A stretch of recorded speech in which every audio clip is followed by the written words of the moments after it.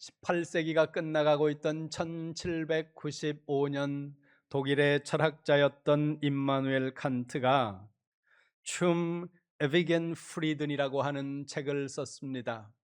우리말로 영구 평화론, 그렇게 번역이 되어 있습니다. 이 책에서 칸트는 인류는 하나의 공동체이고 국가들은 서로 협력해야 하며 궁극적으로 세계 평화를 지향해야 한다, 이렇게 말합니다. 이 책에서 세계는 하나라는 말은 나오지 않습니다. 그러나 하나의 세계라는 철학적 토대가 마련되었다고 전문가들은 보고 있습니다. 산업혁명 이후의 세계는 급속하게 가까워지기 시작했습니다.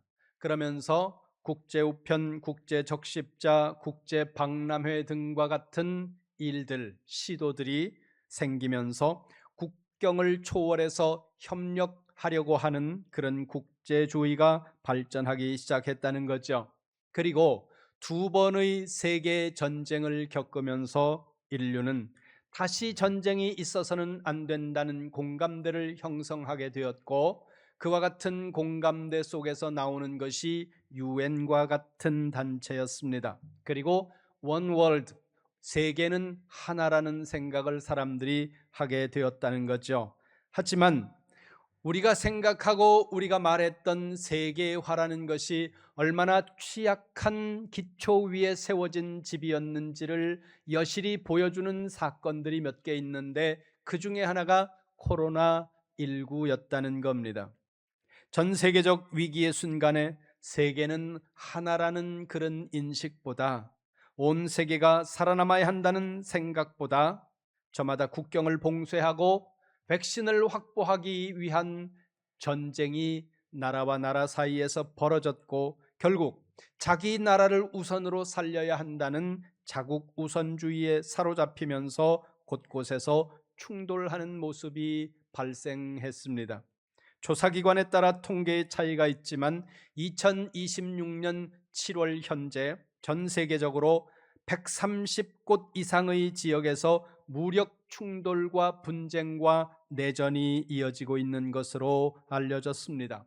단순한 분쟁이나 국경 분쟁이나 소규모 게릴라전을 제외하고 연간 전투에서 전투로 말미암아 사망하는 사람들이 1,000명이 넘는, 그러니까 치명적인 대규모 전쟁이 진행 중인 국가는 전 세계 2026년도 현재 GPI 기준 20개 나라가 넘는 것으로 밝혀지고 있습니다.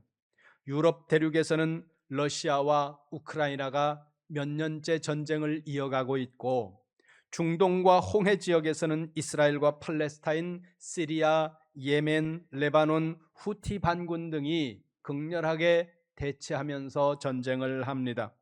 아프리카 대륙에서는 수단이 내전을 하고 있고, 그리고 아프가니스탄이 국경 분쟁을 합니다. 아시아 및 중남미에서는 미얀마의 내전이 일어나고 있고, 아메리카에서는 직접적인 전쟁이 아메리카 대륙에서는 벌어지지 않았다고 하지만 미국과 이란이 전쟁을 하고 있습니다. 이와 같은 전쟁으로 인해서 21세기 현재 전 세계 군비 지출은 최근 11년 연속 최고치를 경신하고 있습니다. 특히 러시아와 우크라이나 전쟁이 장기화되고 미중이 패권을 놓고 전쟁을 하고 있는 상황과 다름없는 상태이고, 미국과 이란의 전쟁으로 인해서 전 세계 GDP 대비 군비 비중이 2.5% 이상 치솟았다는 거죠. 유럽과 아시아 지역이 이 재무장의 흐름을 강력하게 주도하고 있다는 것이 안타까운 일이고 가슴 아픈 일입니다. 이 지점에서 여러분이 한번 질문해 보시기 바랍니다. 여러분은 군대라는 단어를 떠올리면 군대라는 단어와 연관해서 떠오르는 이미지나 혹은 떠오르는 단어들이 어떤 것이 있습니까? 군대, 그랬을 때 그것과 연관되어서 떠오르는 단어들은 무기나 병력이나 전쟁이나 혹은 훈련, 이런 단어들이 자연스럽게 떠오른다는 거죠.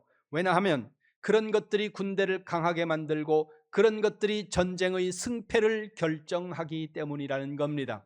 그런데 오늘 우리가 읽은 본문 민수기 5장에서는 아주 특별한 이야기를 하고 있다는 거죠. 성경으로 가보겠습니다. 민수기 1장 3절을 먼저 봅니다. 민수기 1장 3절 말씀 같이 보겠습니다.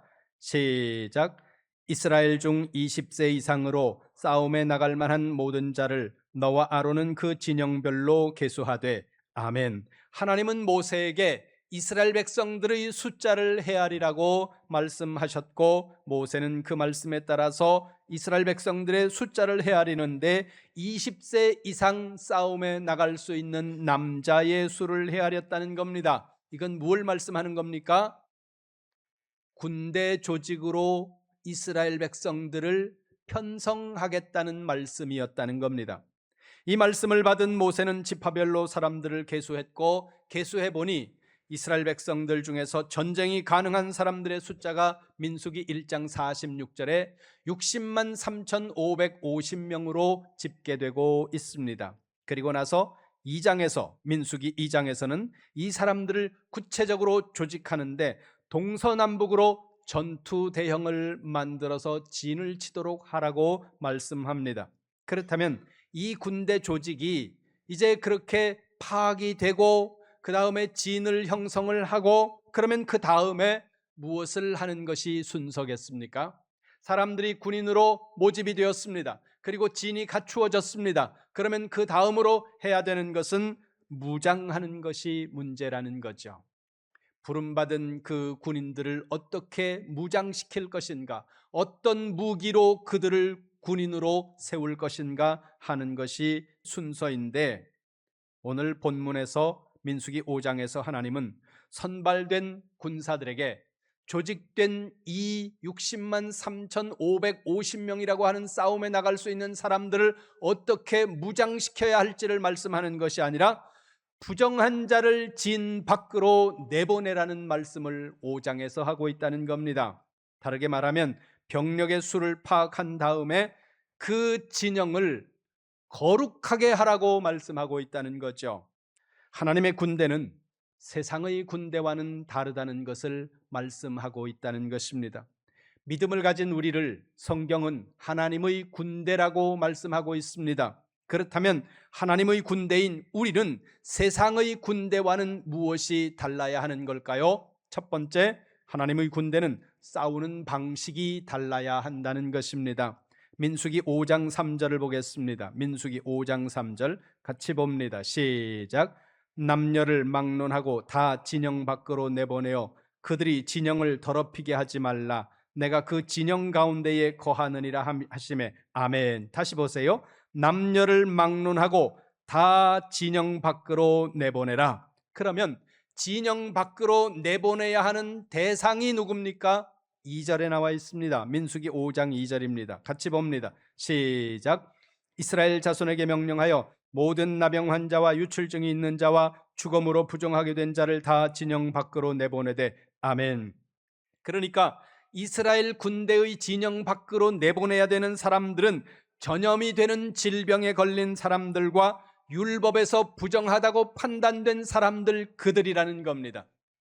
그런데 여기 율법에서 부정하다고 판단된 이 사람들의 그 부정함, 이건 질병은 아닙니다만은, 그러나 구약 성경에서 이 부정함은 전염이 되는 것으로, 이렇게 다른 사람들에게 건너가는 것으로 그렇게 묘사하고 있다는 겁니다. 그러니까 큰 틀에서 지금 뭘 말씀하는 거예요? 전염이 되는 질병에 걸린 사람들은 진영 밖으로 골라서 빼내라. 그러면 이유가 짐작이 가죠? 뭐겠습니까? 전염병에 걸린 사람들이 밀도가 높은 이 이스라엘 군사 공동체 안에 있을 때 급격하게 병이 확산될 수 있고, 전염병이 확산되는 순간 그 군대는 군대로서의 역할을 할 수 없기 때문에 전염병의 확산을 막기 위해서 하나님은 전염병에 걸린 사람들을 진 밖으로 빼내라, 이렇게 말씀하신 것으로 우리는 생각할 수 있다는 거예요. 그런데 5장 3절 맨 뒤를 보세요. 이렇게 말씀합니다. 내가 그 진영 가운데에 거하느니라. 전염병에 걸린 사람들과 부정하다고 판단된 사람들을 진영 밖으로 빼내고 있는 이유가 전염병의 확산을 막기 위해서가 아니라 하나님이 진영 가운데 계시기 때문에 그들을 밖으로 빼내라고 말씀하고 있다는 겁니다. 이 말씀을 전염병을 고려하지 않았다고 해석할 필요는 없다는 거예요. 무슨 말씀인가 하면 당연히 전염병의 확산을 막을 의도를 이들은 가지고 있었을 것이고 하나님도 그것을 염두에 두었을 겁니다. 그런데 성경이 밝히고 있는 명확한 목적은 전염병 확산의 방지가 아니라 하나님이 그 안에 계시니까 그들을 빼내라, 이것이 가장 핵심적인 목적이라고 성경이 지금 말씀하고 있다는 사실입니다. 다시 민수기 2장 17절로 가보세요. 민수기 2장 17절. 그 다음에 회막이 레위인의 진영과 함께 모든 진영의 중앙에 있어 행진하되 그들의 진친 순서대로 각 사람은 자기의 위치에서 자기들의 길을 따라 앞으로 행진할지니라. 아멘. 거기 앞부분을 보세요. 회막이 레위인의 진영과 함께 모든 진영의 중앙에 있어 행진하라. 모든 진영의 중앙에 무엇이 있습니까? 회막이 있다는 거예요. 2절을 보세요. 2절, 민수기 2장 2절 시작. 이스라엘 자손은 각각 자기의 진영의 군기와 자기의 조상의 가문의 기호 곁에 진을 치되 회막을 향하여 사방으로 치라. 아멘. 이스라엘 자손들은 자기 진영의 군기와 그리고 가문의 깃발 아래에 진을 치는데 그 깃발 아래 아무렇게나 치는 게 아니라 2절 맨 끝에 보세요. 회막을 향하여 사방으로 치라. 그러니까 이스라엘 진영 가장 중앙에는 뭐가 있는 겁니까? 회막이 있다는 겁니다. 여기 2절과 17절에서 말씀하는 회막이라는 단어가 히브리어로 오헬 모에드라고 하는 단어인데, 오헬이라고 하는 이 히브리어는 영어로 하면 텐트라는 뜻이에요. 그리고 모에드라고 하는 이 히브리어 단어는 지정된 시간이라는 의미입니다. 이 두 개의 전혀 다른 단어가 합쳐져서 회막이라는 의미로 히브리어 단어가 쓰여졌는데, 그런데 구약 성경을 보면 회막이라고 하기도 하고 성막이라고 하기도 하고 장막이라고 하기도 하고 여러 가지 이름으로 불리우고 있다는 거예요. 같은 것을. 그러면 같은 대상을 왜 여러 가지 이름으로 불릴까? 의미가 있지 않겠습니까? 성경에서 내가 이래서 회막이라고 부르고 내가 이렇게 하기 위해서 증거막이라고 부르고 그렇게 설명하고 있지는 않지만, 대체로 구약 성경을 보니까 회막이라고 부를 때는 하나님과의 교제가 강조되고, 증거막이라고 부를 때는 하나님과의 언약이 강조되고, 성막이라고 부를 때는 하나님의 임재가 강조되는 경향성을 가지고 있더라는 거예요. 그래서 다른 명칭으로 부르더라는 거죠. 민수기 2장에서는 지금 뭐라고 부르고 있습니까? 회막이라고 부르고 있다는 거예요. 회막이라고 부를 땐 뭐가 강조된다고요? 교제가, 하나님과의 소통이 강조되는 경향을 보이더라는 거죠. 그런데 그러면 하나님께서 그 하나님의 이스라엘 진중에 가장 중앙에 계신 하나님께서 중앙에 그냥 계시기만 원하시는 하나님이 아니라 그 중앙에 계신다는 것은 이스라엘 백성들을 만나주시고 그들과 함께 하시고 그리고 그들과 교제하기를 원하시는 하나님이라는 것입니다. 그래서 회막이라고 말씀하는데, 그러면 이 이스라엘 백성들과 하나님이 회막에서 교통하고 소통하고 교제하는 그 하나님과의 교제를 막는 것이 있다는 거예요. 이사야서 59장 1절입니다. 이사야서 59장 1절 말씀 함께 봅니다. 시작. 여호와의 손이 짧아 구원하지 못하심도 아니요 귀가 둔하여 듣지 못하심도 아니라. 아멘. 하나님이 능력이 부족해서 문제를 해결하지 못하시는 그런 부실한 하나님이 아니라는 거예요. 하나님께서 귀가 잘 안 들려서 우리가 기도해도 응답하지 못하시는 그런 연약한 하나님이 아니라는 거예요. 하나님이 우리로 하여금 승리하게 하지 못하실 때 능력이 부족해서가 아니라 원인이 있다는 겁니다. 하나님이 우리의 기도를 듣지 않으시고 하나님이 우리의 문제들을 해결하지 않으시는 이유가 무엇이냐면 2절 보세요. 이사야서 59장 2절입니다. 시작. 오직 너희 죄악이 너희와 너희 하나님 사이를 갈라놓았고 너희 죄가 그의 얼굴을 가리어서 너희에게서 듣지 않으시게 함이니라. 아멘. 거기 보세요. 중간에 너희 죄가 그의 얼굴을 가려버린다는 거죠. 그러니까 죄가 들어오게 되면 그 죄가 하나님과 우리 사이를 갈라버리고 하나님과 우리 사이를 방해해서 하나님과 우리 사이에 교제가 일어나지 않도록 만든다는 겁니다. 그러니까 민수기 5장 3절에서 이스라엘 백성들로 하여금 진영 밖으로 그들을 내보내라 이렇게 말씀하고 있는 것은 단순히 전염병에 걸린 사람들의 그 병의 확산을 막기 위해서가 아니라 하나님과 함께 할 수 없는 사람들, 죄지요, 하나님과 함께 할 수 없는 사람들이 그 진 가운데 있으면 하나님은 소통하지 않을 것이고, 소통하지 않는 순간 이스라엘 공동체는 멸망하게 된다는 것입니다. 그래서 하나님과의 교제가 막히지 않도록, 하나님과의 소통이 막히지 않도록 그 병든 사람들을 진영 밖으로 빼내라고 주님이 말씀하고 있다는 거죠. 이스라엘 백성들이 하나님과의 소통이 막혔을 때 어떤 처절한 일들을 겪는지를 보여주는 말씀이 여호수아 7장에 있습니다. 보겠습니다. 여호수아 7장 2절 말씀입니다. 여호수아 7장 2절 같이 봅니다. 시작. 여호수아가 여리고에서 사람을 베델 동쪽 베다웬 곁에 있는 아이로 보내며 그들에게 말하여 이르되 올라가서 그 땅을 정탐하라 하매 그 사람들이 올라가서 아이를 정탐하고 아멘. 여리고는 난공불락의 요새와 같았습니다. 이중 성벽으로 되어 있고 토성이었습니다. 그렇기 때문에 무너질 수 없는 성벽이라고 사람들은 생각했는데 그 여리고성을 무너뜨리고 이스라엘 백성들이 여리고를 넘었습니다. 여리고를 넘은 이스라엘 백성들의 사기가 하늘을 찌를 듯 충천해 있지 않겠습니까? 그런데 여호수아는 침착했다는 거죠. 여느 때 하던 것처럼 정탐꾼들을 뽑아서 그들로 하여금 그 앞에 있는 다음에 정복해야 할 아이라고 하는 그 작은 성을 정탐하게 했습니다. 성을 정탐하고 온 정탐꾼들이 보고하는 말이 3절입니다. 여호수아 7장 3절 시작. 여호수아에게로 돌아와 그에게 이르되 백성을 다 올라가게 하지 말고 2-3천 명만 올라가서 아이를 치게 하소서. 그들은 소수이니 모든 백성을 그리로 보내어 수고롭게 하지 마소서 하므로 아멘. 정탐꾼들이 말했다는 거예요. 장군님, 아이성은 아주 작은 성입니다. 우리가 다 올라갈 필요가 없습니다. 엄청난 군사지 않습니까? 이 군사를 다 데리고 갈 필요 없이 그저 한 2,000명, 많아도 3,000명 정도만 데리고 올라가서 싸워도 충분히 우리가 정복할 수 있는 성이라고 판단이 됩니다. 여호수아는 그 전략을 따랐고 결과는 참패였습니다. 그렇게 참패했을 때 여호수아는 정탐꾼들 불러내라. 저것들 어떻게 정탐을 하고 왔길래 이런 전략을 세웠냐? 우리 같으면 그럴 수 있잖아요. 애가 시험 보러 갔는데 시험 점수가 안 좋을 때 여러분들 어떻게 합니까? 시험지 가지고 와봐. 너 뭐 틀렸어? 3번. 3번은 2번이네. 너 뭐라고 썼어? 왜 3번이 2번이야?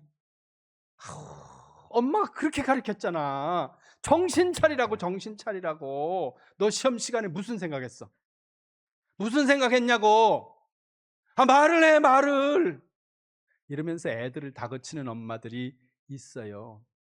그런데 여호수아 같은 엄마는 애가 시험을 망쳤다. 그러면 일단 애 피자 사주고 하나님 앞에 가서 하나님, 뭔 일입니까?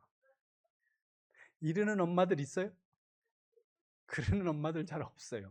우선 애부터 조지고 보는 거죠. 뭐 새끼, 그렇게 내가 학원 보내고 그렇게 내가 밤에 차 태워가지고서 내가 기사냐? 네 기사냐? 그러면서 막 했는데 그게 억울해가지고 막 우리가 그럴 수 있잖아요. 그런데 여호수아는 하나님 앞에 기도하는 거예요. 참 좋은 지도자지 않습니까? 11절 보세요. 기도했더니 하나님이 말씀하세요. 11절 시작. 이스라엘이 범죄하여 내가 그들에게 명령한 나의 언약을 어겼으며 또한 그들이 온전히 바친 물건을 가져가고 도둑질하며 속이고 그것을 그들의 물건들 가운데에 두었느니라. 아멘. 뭐예요? 죄입니다. 죄가 들어왔다는 거예요. 군사를 적게 보내서 아이성과의 전투에서 실패한 것이 아니라, 전략을 잘못 세워서 실패한 것이 아니라 들어와서는 안 되는 죄가 이스라엘 공동체 안에 들어왔고 그 죄로 말미암아 전쟁에 패하는 결과가 왔다. 하나님이 이렇게 말씀하신다는 거죠. 여러분, 하나님은 죄를 용납할 수 없는 분이라는 사실을 기억하셔야 된다는 거예요. 하나님은 죄가 있는 곳에 머물지 않는 분이라고 하는 사실을 잊지 마셔야 된다는 거예요. 광야에 있는 진영 한가운데 그 중앙에 뭐가 있습니까? 회막이 있습니다. 그 회막은 하나님께서 이스라엘 백성들과 함께 하신다는 상징이었고, 그 회막은 이스라엘 백성들과 하나님이 교제하고 교통하신다는 의미였다는 겁니다. 그런데 그들이 하나님과 교제하고 교통하기 위해서는 그들 속에 죄가 없어야 된다는 거죠. 하나님께서 허락하지 않는 것, 하나님께서 금지한 것들, 그것들을 지금 골라서 내보내라고 주님이 민수기 5장에서 말씀하고 있다는 겁니다. 신명기 20장 4절은 이렇게 말씀합니다. 나 하나님 여호와는 너희와 함께 행하며 나 여호와는 너희를 위하여 적국과 싸우고 너희를 위하여 내가 구원을 베푸는 하나님, 그가 나 여호와다. 우리 하나님, 여러분이 믿는 하나님은 어떤 하나님이냐? 여러분과 함께 하실 뿐만 아니라 여러분을 위하여 싸워주시고 여러분을 보호하시고 여러분을 지켜주시고, 아멘은 언제 할 거고, 그 하나님이 여러분과 함께하고 여러분과 교통하기를 원하신다는 거죠. 그런데 그 하나님이 여러분과 함께하고 우리와 교통하기 위해서 제거하라는 거예요. 무엇을요? 죄를 제거하라는 것입니다. 오늘 우리는 어떻습니까? 무엇으로 우리의 힘을 삼고 있습니까? 우리가 소유한 어떤 것들, 물질, 권력, 지식, 그리고 건강, 명예, 이런 것들로 우리의 힘을 삼고 있지는 않습니까? 이것은 정말 힘입니다. 세상에 나가보세요. 이런 것들이 얼마나 큰 힘이 되는지 여러분들이 매일 경험할 거예요. 돈이 얼마나 큰 힘이 되는지 여러분은 모든 순간 경험할 거예요. 그런 그 돈을, 소유를 가지지 말라는 의미가 아니에요. 그건 여러분과 전혀 관계없어야 된다는 의미도 아닙니다.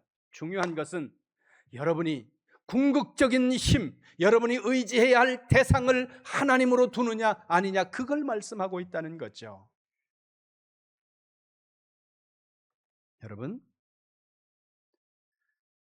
여러분은 하나님께서 여러분과 함께 거하시도록 거룩함을 지키고 있습니까? 하나님이 여러분과 교제하는 것을 기뻐하시도록 하고 있습니까?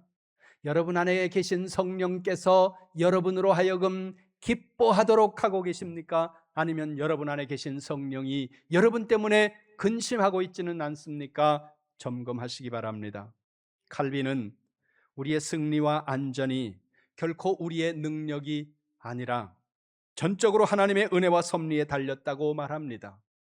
우리가 신앙의 표준으로 삼는 것이 웨스트민스터 신앙 고백서인데, 하나님께서 그 웨스트민스터 신앙 고백서가 우리에게 뭐라고 가르치느냐 하면, 하나님께서 모든 피조물들의 행동을 붙드시고 다스리고 섭리하신다고 가르치고 있다는 거예요. 거룩해야 하는 이유가, 우리가 죄를 죽이고 멀리해야 하는 이유가, 절제해야 하는 이유가, 우리 자신을 쳐서 복종해야 하는 이유가, 우리에게서 죄를 멀리해야 하는 이유가 이겁니다. 하나님이 우리와 함께 하시고 하나님이 우리를 위해서 싸우시고 일하시고 하나님이 우리 가운데 풍성하게 임재하도록 하기 위해 우리는 죄를 멀리해야 하고 죄와 싸워야 한다는 사실 기억하시기를 주님의 이름으로 축원합니다. 두 번째, 하나님의 군대가 싸워야 할 대상은 다르다는 거예요. 우리 하나님의 군대는 세상 군대와 싸움의 대상이 다르다는 거죠. 민수기 5장에서 진 밖으로 쫓겨나는 대상이 누굽니까? 아말렉입니까? 미디안입니까? 가나안 족속들입니까? 아니라는 거예요. 누구예요? 그들 안에 있던 그들의 가족이에요. 이스라엘 백성들 안에 있는 이스라엘 사람들이라는 거예요. 민수기 5장 3절을 다시 보세요. 같이 봅니다. 시작. 남녀를 막론하고 다 진영 밖으로 내보내며 그들이 진영을 더럽히게 하지 말라. 내가 그 진영 가운데에 거하느니라 하시매. 아멘. 중간쯤 보세요. 그들이 진영을 더럽히게 하지 말라. 여기서 더럽히다라고 번역된 단어가 동사인데 히브리어로 기본형이 타메입니다. 더럽다라는 뜻을 가지고 있는데 이 단어가, 한 번만 말할게요, 강조 능동태 미완료형으로 쓰였어요. 목사님, 그게 뭐 그렇게 중요합니까? 그럴 수 있어요. 그런데요, 이게 뭘 의미하느냐, 단순하게 부정한 상태를 의미하는 게 아니에요.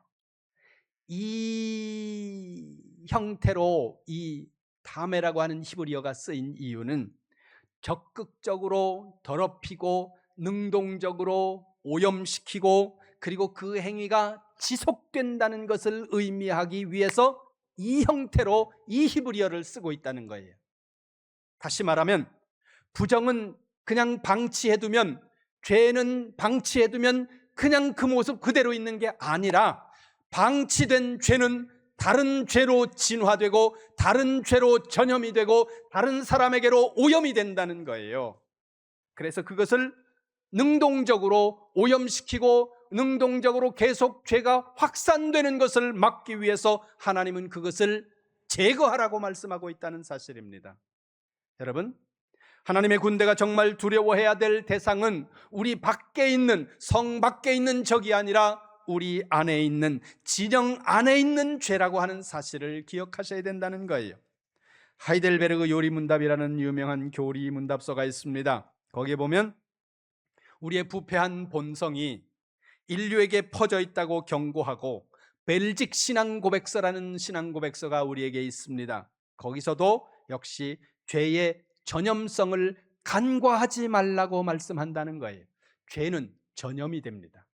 한 사람이 죄를 지으면 그게 그 한 사람의 죄로 있지 않고 다른 사람에게로 전염이 되고, 하나의 죄를 지으면 그 하나의 죄가 하나의 죄로 그대로 있는 게 아니라 또 다른 죄로 전염된다는 거예요. 그래서 하나의 죄가 또 다른 죄로 자꾸만 발전해 나가, 이건 발전이라고 하면 좀 그렇고요, 또 다른 죄로 자꾸만 확대되어 나간다는 거예요. 그래서 죄가 무서운 거예요. 여러분 보세요. 어린아이가 아빠가 소중하게 생각하는 어떤 것을, 만지지 말라고 한 어떤 아빠가 소중하게 여기는 것을 만지다가 망가뜨렸습니다. 그래서 그것을 버렸습니다. 아빠의 말을 어겼고 망가뜨린 것이 이제 죄라면 죄지 않습니까?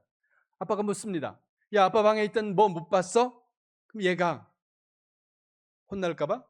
못 봤는데요? 거짓말이라고 하는 죄가 늘어나는 거예요. 모든 죄는 그렇다는 겁니다. 그래서 그것을 간과해서는 안 된다는 거죠. 아간 한 사람의 범죄가 온 이스라엘 군대가 아이성 앞에서 처참하게 실패하는 이 곤란한 상황으로 몰고 간 이 아간의 죄가 여호수아의 시대에서만 끝나는 것이 아니라 오늘 우리 시대에도 이것은 계속되고 있다고 하는 거죠. 그러니까 여러분 기억하시기 바랍니다.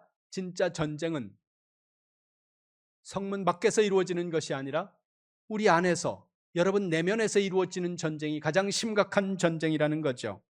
하나님은 한 영혼 한 영혼을 불쌍히 여기시는 분이에요. 연약한 한 영혼을 불쌍히 여기시는 하나님이라는 말씀을 성경은 곳곳에서 말씀합니다. 가장 대표적인 게 뭐예요?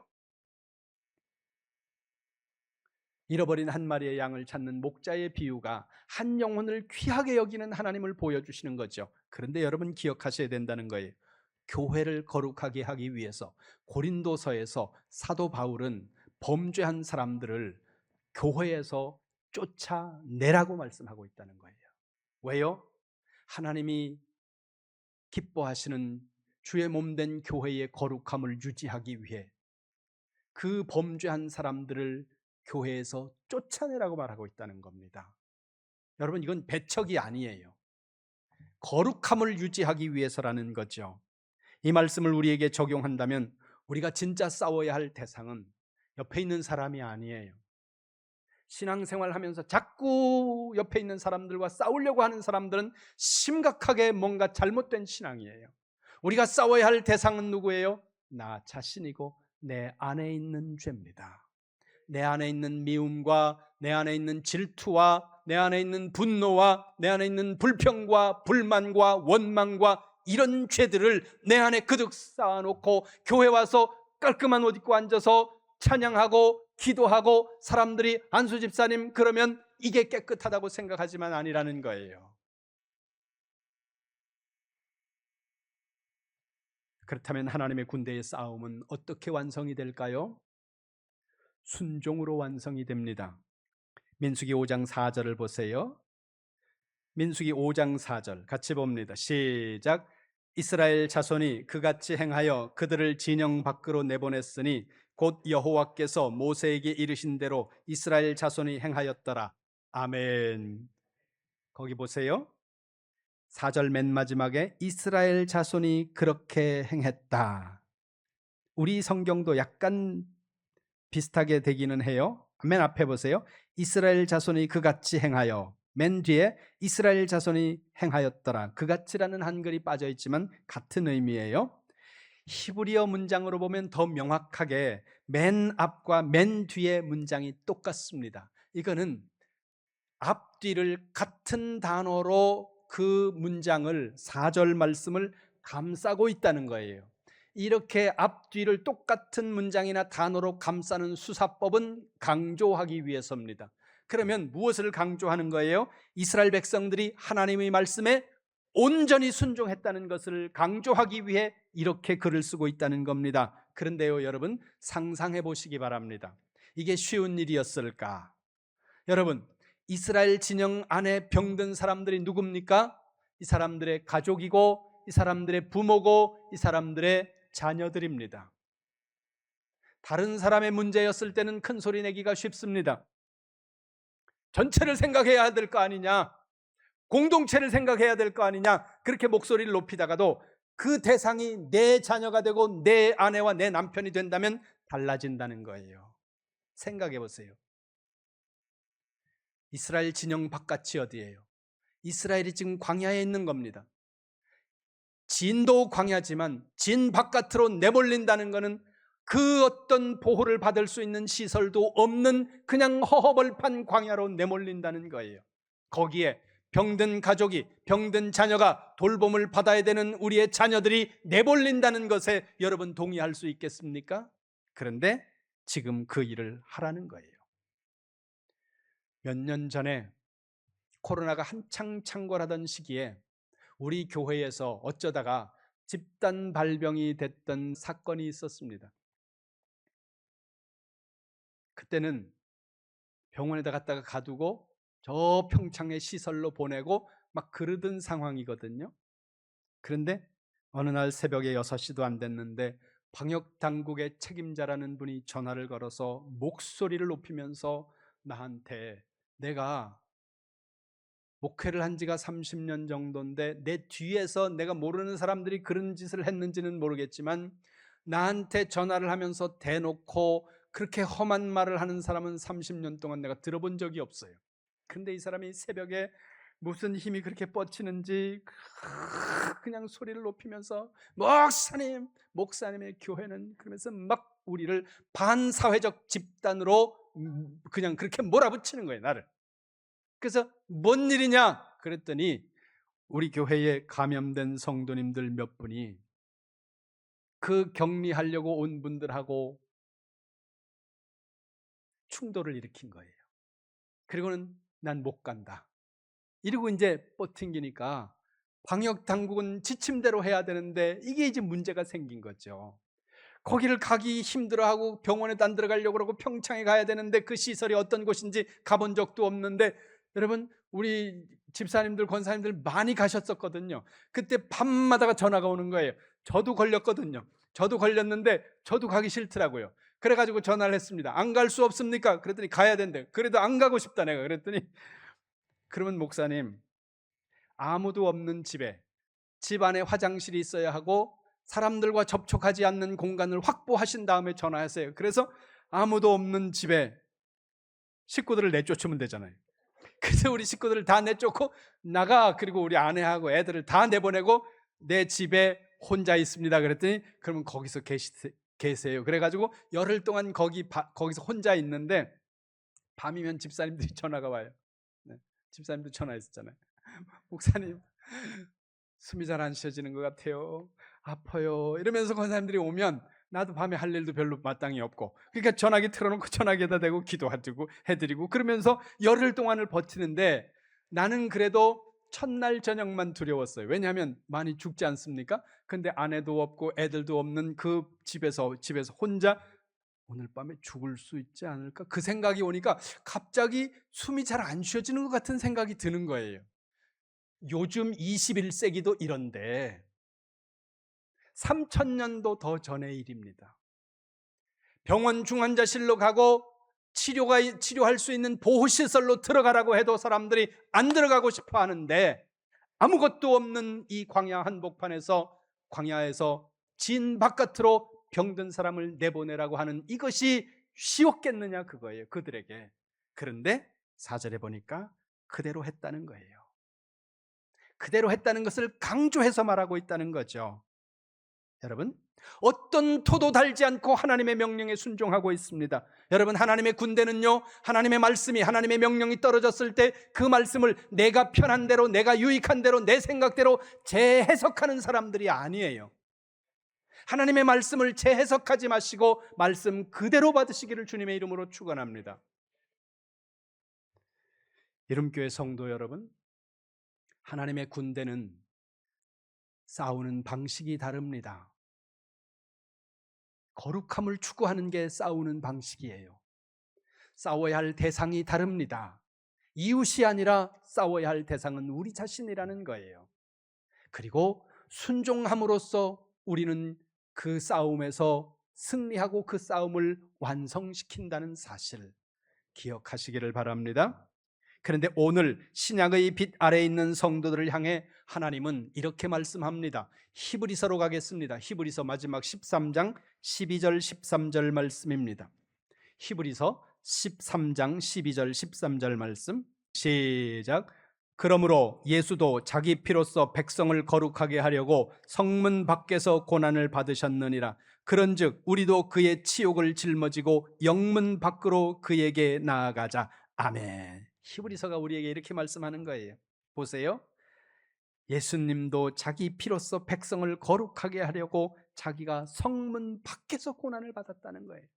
민수기에서 부정한 자들이 진 밖으로 나가야 했던 그 자리로 신약의 예수 그리스도께서 우리를 대신해 나가셨다는 것입니다. 그러므로 우리는 더 이상 정죄 받아야 할 진 안에 있는 부정한 자가 아니라 그리스도 예수의 피로 정결함을 얻은 그리스도 예수의 군사라는 사실을 다시 한번 기억하시기를 주님의 이름으로 축원합니다. 이제 우리에게 남은 것은 그 은혜를 받은 우리가 그 은혜에 합당하도록 하기 위해 하나님이 거하시기에 합당한 우리의 삶이 되고 우리의 가정이 되고 우리의 교회가 되도록 하기 위해 우리는 이 교회를, 여러분의 가정을, 여러분 스스로의 삶을 거룩하게 유지해가는 일이라는 겁니다. 세상의 기준으로 강해지려고만 하지 말고 하나님의 임재를 구하시기 바랍니다. 밖의 대적을 두려워하기 전에 여러분 안에 있는 교만과 불평과 시기와 질투와 원망을 멀리하시기 바랍니다. 그리고 말씀에 온전히 순종하시기 바랍니다. 그럴 때 우리 모두 진정한 하나님의 군대가 되고 하나님께서 거하시는, 그 하나님께서 기쁨으로 거하시는 하나님의 임재가 우리의 삶과 가정과 교회 안에 이루어질 것입니다. 그런 여러분의 삶을 응원합니다. 그리고 그런 여러분의 삶을 축복합니다.